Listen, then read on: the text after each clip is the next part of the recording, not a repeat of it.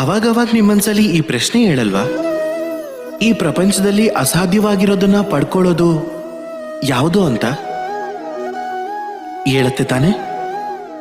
ನನ್ನ ಮನ್ಸಲ್ಲೂ ಈ ಪ್ರಶ್ನೆ ಹೇಳತ್ತೆ.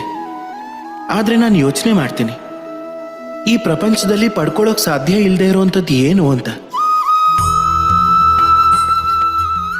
ದುಡ್ಡು ಅಲ್ಲ, ಯಶಸ್ಸು ಅಲ್ಲ, ಗೌರವ ಅಲ್ಲ,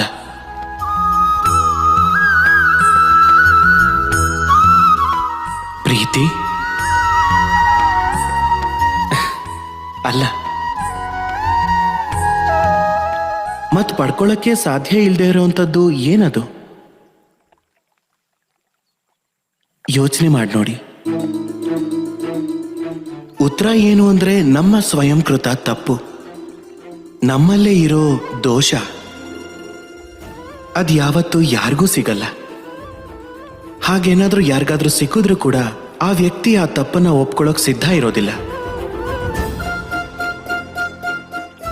ಆದ್ರೆ ಯಾವ ವ್ಯಕ್ತಿ ತನ್ನ ತಪ್ಪನ್ನ ಒಪ್ಕೊಳ್ತಾನೋ, ತನ್ನ ದೋಷನ ಸ್ವೀಕರಿಸ್ತಾನೋ,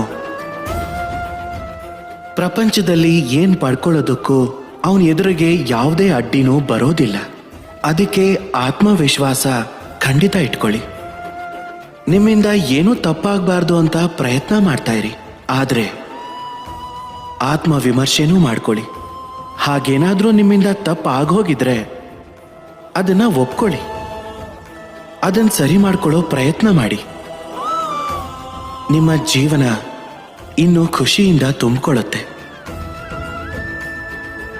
ರಾಧೇ ರಾಧೆ.